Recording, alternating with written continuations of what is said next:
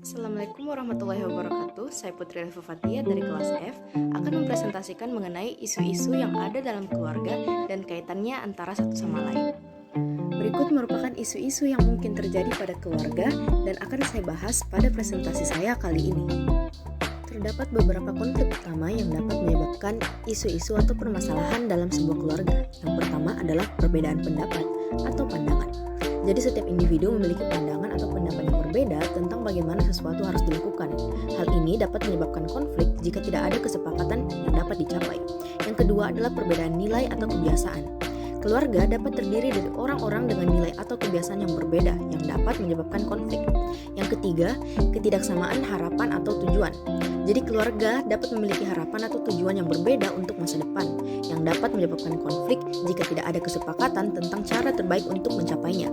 Yang keempat adalah masalah komunikasi. Komunikasi yang buruk dapat menyebabkan konflik keluarga karena salah paham atau tidak ada yang dapat mengerti satu sama lain. Yang kelima adalah masalah keuangan. Masalah keuangan dapat menyebabkan konflik keluarga karena berbagai alasan, seperti tidak sepakat tentang bagaimana uang harus dihabiskan atau tidak memiliki cukup uang untuk memenuhi kebutuhan keluarga. Yang keenam adalah masalah kesehatan. Masalah kesehatan dapat menyebabkan konflik keluarga karena berbagai alasan, seperti tidak setuju tentang bagaimana menangani masalah kesehatan atau tidak memiliki cukup uang untuk membayar perawatan kesehatan yang diperlukan. Yang terakhir adalah masalah pribadi. Masalah pribadi seperti kecanduan, masalah kekerasan dalam rumah tangga, atau masalah kepribadian yang dapat menyebabkan konflik keluarga. Nah, adapun resolusi untuk menangani konflik keluarga menurut Fusini adalah yang pertama, patuh atau kondisi di mana salah satu pihak memutuskan untuk mengalah dan mengikuti kehendak pihak yang lain. Yang kedua adalah kompromi atau kondisi di mana kedua pihak sedikit mengalah dan mengambil jalan tengah yang dapat diterima oleh setiap pihak. Yang ketiga adalah menghindar atau kondisi di mana kedua pihak memutuskan untuk menghentikan konflik tanpa adanya resolusi. Biasanya kedua pihak sepakat untuk tidak sepakat dalam masalah tersebut. Kemudian yang terakhir adalah menarik diri, kondisi di mana hanya salah satu pihak yang memutuskan untuk tidak melanjutkan interaksi yang berujung pada tidak terselesaikannya masalah tersebut. Biasanya hal ini akan membuat hubungan kedua pihak menjadi semakin buruk. Oke, isu pertama adalah perceraian. Jadi, selain perselingkuhan, terdapat beberapa faktor lainnya yang dapat menyebabkan perceraian. Di antaranya adalah yang pertama, faktor demografi. Faktor demografi ini meliputi usia saat menikah, persalinan pranikah dan kehamilan pranikah, hidup bersama sebelum menikah, dan riwayat perkawinan sebelumnya, serta latar belakang keluarga. Selain itu, beberapa wilayah memiliki tingkat kriminalitas dan kekerasan yang tinggi daripada wilayah lainnya. Jadi, hal tersebut membuat kecenderungan terjadinya kekerasan dalam rumah tangga, sehingga hal ini kemudian menimbulkan terjadinya perceraian. Yang kedua adalah faktor sosial ekonomi. Faktor ini umumnya meliputi ketidakstabilan ekonomi dalam keluarga akibat suami yang tidak bekerja atau pengangguran dan perbedaan pendapatan antara suami dan istri pada rumah tangga dengan pendapatan ganda. Pada rumah tangga dengan suami pengangguran, terjadi pergeseran peran di mana suami yang seharusnya bertanggung jawab atas finansial keluarga melemparkan tanggung jawabnya ke istri sehingga istri memiliki beban double antara menafkahi keluarga dengan mengurus keluarganya. Pada penghasilan yang berbeda antara suami istri, di mana penghasilan istri lebih besar, konflik semakin mungkin untuk terjadi hingga menimbulkan perceraian. Karena biasanya hal tersebut menandakan beban kerja sang istri lebih banyak dan menuntut, sehingga waktu istri lebih banyak terkuras untuk pekerjaan dibandingkan dengan mengurus keluarga. Sehingga timbullah konflik yang menyebabkan terjadinya perceraian. Selain itu, apabila pasangan tidak sesuai dengan norma yang ada seperti pernikahan dini, perbedaan usia yang terlalu jauh dengan pasangan, hamil di luar nikah, atau pernah bercerai sebelumnya, maka konflik akan lebih mungkin untuk hadir. Yang ketiga adalah faktor pendidikan. Jadi, terdapat kecenderungan untuk bercerai yang lebih besar pada perempuan yang memiliki tingkat pendidikan rendah dibandingkan dengan perempuan yang memiliki tingkat pendidikan tinggi. Hal tersebut dikarenakan perempuan dengan tingkat pendidikan yang tinggi cenderung lebih sedikit melakukan pernikahan, sehingga ketika mereka memutuskan untuk menikah, maka mereka akan lebih berkomitmen pada pernikahan mereka. Yang terakhir adalah faktor budaya.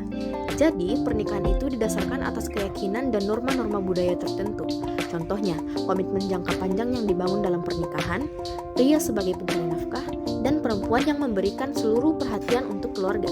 Nah, apabila kemudian keyakinan dan norma-norma tersebut dilanggar atau bahkan tidak dilaksanakan, maka akan timbul ketidakpuasan dan dukungan sosial yang kurang sehingga akan berakhir dengan menimbulkan perceraian. Selanjutnya adalah dampak dari perceraian. Seperti yang telah diketahui, perceraian orang tua memiliki pengaruh yang sangat besar terhadap anak, mulai dari perkembangannya hingga pendidikannya, terutama ketika anak-anak tersebut berada pada usia sekolah dan remaja ketika menjadi korban perceraian. Menurut Aruku, anak yang menjadi korban atas perceraian orang tuanya akan menjadi lebih pendiam dan rendah diri, melakukan aksi nakal yang berlebihan untuk menarik perhatian kedua orang tuanya, kemudian memiliki prestasi belajar yang terus menurun atau rendah, dan anak akan merasa sangat kehilangan dan kesepian. Jadi, selalu akibat psikologis perceraian akan berakibat buruk bagi anak-anak, dan ini dapat memberikan perasaan sedih serta takut pada diri anak. Kemudian adalah solusi. Mengurangi peluang terjadinya perceraian pada pasangan muda dapat diupayakan dengan mengenal dengan baik calon pasangan sebelum memutuskan untuk menikah dan menerima konseling pranikah. Upaya dalam menjamin kelangsungan masa depan anak dan korban perceraian, maka beberapa agenda kebijakan yang dapat dilakukan antara lain: yang pertama, memantau kelanjutan pendidikan berupa program beasiswa dan pendampingan khusus. Yang kedua, membangun penguatan diri untuk membangun karakter dan motivasi hidup. Jadi, diperlukan kerjasama lintas sektor untuk mewujudkan hal tersebut, seperti Dinas Pendidikan, Perguruan Tinggi, Dinas Sosial, BKKBN, serta LSM. Isu kedua adalah KDRT. Jadi ada dua penyebab utama terjadinya KDRT. Yang pertama adalah bias gender, merujuk pada terdapat pemahaman agama yang sedikit melenceng dan mengarah pada diskriminatif bagi kaum perempuan, serta adanya hukum dan norma patriarki yang dipraktikkan. Jadi, ada anggapan bahwa perempuan itu tidak setara dan lebih lemah dibandingkan laki-laki, di mana perempuan seharusnya patuh di bawah kekuasaan laki-laki. Yang kedua adalah emosional.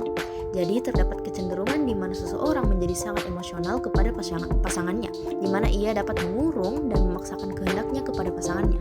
Bahkan seringkali terjadi pemaksaan dan kekerasan dalam melakukan hubungan seksual dalam rumah tangga. Kemudian adalah dampak. Kekerasan dalam rumah tangga atau KDRT dapat memberikan perasaan traumatis kepada korban dan berujung pada permasalahan psikologis korban. Gangguan psikologis yang umumnya terjadi pada korban KDRT berupa gejala depresi, gangguan depresi, hingga pada taraf yang lebih tinggi akan berujung pada bunuh diri. Kemudian untuk solusi, untuk menanggulangi sekaligus melindungi masyarakat atas perilaku KDRT, maka dibentuklah serangkaian peraturan atau perundang-undangan mengenai KDRT. Contohnya adalah Pasal 25 dan Pasal 29 Undang-Undang Nomor 23 Tahun 2004 mengenai penghapusan kekerasan dalam rumah tangga. Isu selanjutnya adalah single parent. Penyebabnya menurut Sumanto dan Haryono, seseorang menjadi single parent dapat disebabkan karena beberapa faktor seperti perceraian, kematian salah satu pasangan yaitu istri atau suami, dan juga karena adanya fenomena hamil di luar pernikahan serta adanya adopsi anak di dalam maupun di luar pernikahan. Kemudian dampaknya, ada dua dampak. Yang pertama itu dampak bagi anak yang tidak merasakan keutuhan keluarga atau broken home. Keadaan keluarga broken home membawa pengaruh negatif terhadap pertumbuhan anak, karena anak akan merasa tertekan terhadap keadaan orang tua yang tidak bersatu. Dalam bidang akademis juga akan menghambat perkembangan anak, karena mereka kurang memiliki motivasi untuk belajar sebab masalah keluarga yang mereka hadapi, sehingga hal tersebut membuat mereka tertinggal dari teman-temannya. Kemudian yang kedua, dampak bagi orang yang berperan sebagai single parent. Single parent hanya seorang diri dalam memelihara kehidupan keluarga, sehingga ia tidak memiliki pasangan untuk dapat saling bertukar pendapat dan memiliki rasa putus asa dalam menjalani kehidupan sehari-hari.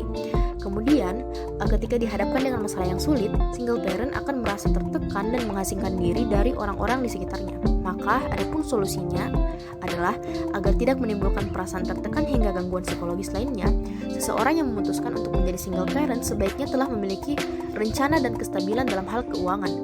Selain itu, single parent perlu untuk membangun hubungan yang baik dengan orang di sekitarnya, serta tidak memaksakan diri untuk melakukan semuanya sendiri tanpa meminta pendapat atau bantuan orang lain ketika diperlukan. Isu selanjutnya adalah LDM atau long distance marriage. Penyebabnya ada beberapa. Yang pertama adalah tuntutan pekerjaan yang mengharuskan suami istri tinggal di wilayah yang berbeda. Yang kedua adalah keuangan, di mana terjadi perbedaan pengeluaran keluarga apabila tinggal di satu wilayah yang sama, dan hal tersebut tersebut dapat menimbulkan permasalahan keuangan keluarga. Yang ketiga, pendidikan anak, di mana melakukan pemindahan sekolah pada anak akan memungkinkan mereka untuk merasa sulit beradaptasi atas perbedaan lingkungan dan bahan ajar di sekolah. Yang keempat, adanya tanggung jawab tertentu. Misalnya, salah satu pihak harus menjaga orang tua yang sedang sakit di kota lain. Yang kedua adalah dampak. LDM dapat menimbulkan beberapa permasalahan seperti kurangnya kebutuhan rohani atau keintiman, kehidupan sosial atau lingkungan sekitar, dan kebutuhan finansial yang ganda. Kemudian adalah solusi. Solusi untuk mengurangi konflik pada LDM yang pertama adalah memperkuat komunikasi antar suami istri, dan yang kedua adalah menumbuhkan dan mempertahankan rasa percaya satu sama lainnya. Isu selanjutnya adalah perselingkuhan. Penyebabnya adalah konflik dalam pernikahan dapat menjadi awal mula timbulnya intensi berselingkuh, yaitu keinginan seseorang untuk mencari orang lain selain pasangan atau orang ketiga. Karena adanya perbedaan persepsi, keadaan perekonomian pasangan, perbedaan pola asuh anak, dan lain-lain, timbulnya konflik pernikahan yang tidak diimbangi dengan kematangan berpikir dan pengendalian emosi yang baik akan membuat seseorang terjerumus dalam perselingkuhan. Kemudian dampak dari perselingkuhan dapat menghasilkan kepercayaan diri maupun kepercayaan terhadap pasangan yang berkurang, memicu kekerasan psikis atau fisik antara pasangan, hingga tindakan kriminal seperti pembunuhan. Kemudian solusi. Pasangan yang sudah menikah harus menyadari tanggung jawabnya kepada pasangan dan mempertimbangkan konsekuensi yang dapat diterima dari setiap tindakan yang akan ia ambil, serta menjaga komitmen dalam berumah tangga. Isu terakhir adalah tinggal dengan lansia. Dalam satu keluarga, seseorang mungkin masih tinggal dengan orang tua yang memasuki usia lanjut. Hal tersebut disebabkan karena orang dengan usia lanjut yang mulai mengalami penurunan pada fisiknya, sehingga mereka lebih mungkin terserang penyakit atau berada dalam situasi yang akan mencelakakan mereka. Karena itu, orang tua lanjut usia biasanya tinggal dengan anak mereka untuk menghindari hal yang tidak diinginkan, sekaligus sebagai tanda bakti sang anak kepada orang tuanya. Penyebab lain adalah anak-anak mereka yang masih mengandalkan bantuan finansial dari orang tua, sehingga mereka harus tinggal dengan orang tua mereka yang lanjut usia agar dapat mengurangi beban finansial mereka. Pun hal tersebut berlaku sebaliknya. Kemudian dampak. Orang yang tinggal dengan lansia umumnya memiliki tanggung jawab yang lebih besar, sebab mereka harus memerhatikan kesehatan dan aktivitas para lansia agar mereka tidak jatuh sakit atau terluka. Selain itu, orang yang tinggal dengan lansia lebih mungkin mengalami stres akibat tidak memiliki kebebasan dalam melakukan aktivitasnya. Kemudian solusi. Komunikasi yang baik harus terjaga antara anak dengan orang tua lanjut usia agar tidak terjadi konflik atau permasalahan ke depannya.